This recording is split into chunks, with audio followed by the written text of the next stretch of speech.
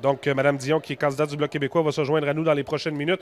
Le temps de dire à Jean-Marc qu'on va maintenant faire tirer l'édition du livre de Pierre Schneider, La République assassinée de Daniel Johnson, édité par les éditions du Mont-Royal. C'est la première édition de Pierre-Louis Trudeau des éditions Mont-Royal.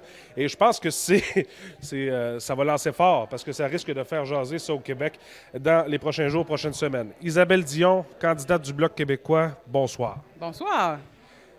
Vous êtes en campagne électorale. Comment ça se passe? La vérité, là. La vérité, comment ça se passe?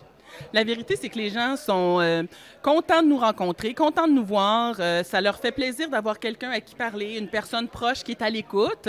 Donc, c'est certain que plusieurs sont irrités d'être en pleine élection en pandémie. Pour d'autres, c'est une évidence qu'un gouvernement minoritaire va vouloir aller en élection pour devenir majoritaire. Donc, mais en général, les gens sont contents de rencontrer leurs candidats, de se sentir écoutés puis de se sentir considérés. Comment va la campagne du Bloc québécois? Plusieurs analystes au Québec ont tendance à dire depuis quelques jours que le débat était bon pour Yves-François Blanchet. Il l'aurait même gagné selon plusieurs. Mais dans les sondages, on parle actuellement d'une perte de 10 sièges environ pour le Bloc québécois. Comment ça va à l'interne? Qu'est-ce qui se passe? Est-ce que vous êtes en mode panique ou plutôt en mode on continue comme ça?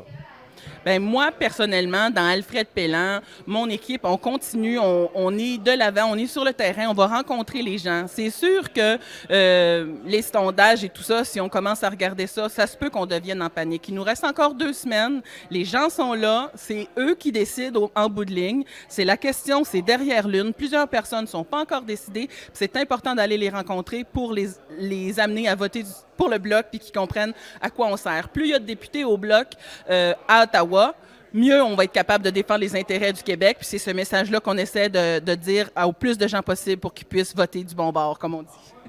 En terminant, Madame Dion, puis je ne veux pas vous mettre dans la barre avec ça, là, mais on sent les conservateurs monter au Québec. Un petit peu, pas tant que ça, mais on sent qu'ils montent.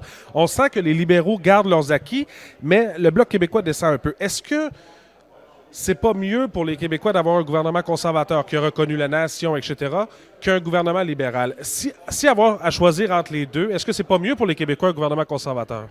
C'est pas pour ça que les Québécois actuellement sont un peu attirés. On l'entend, je l'entends. En m'en venant ici, tantôt, je l'ai entendu un jeune me dire cette année, c'est conservateur.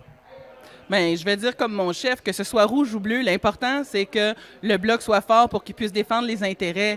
Que ce soit un gouvernement conservateur ou un gouvernement libéral, la meilleure formation pour défendre les intérêts du Québec à Ottawa, ça va toujours être le Bloc québécois. Puis le chef dit toujours, si c'est bon pour le Québec, on va voter pour. Si c'est contre, on va voter contre, puis on va travailler pour que ça devienne bon. Donc, peu importe que ce soit conservateur ou libéral, nous, on garde le cap, puis on essaie de faire élire le plus de députés possible pour avoir la balance du pouvoir. Écoutez, bonne chance pour le 20 septembre. Ça prend beaucoup de courage pour être candidat. Vous avez tout mon respect. Madame Dion, donc candidate du Bloc québécois dans Alfred Pellan. Bonne soirée à vous. Merci à vous aussi.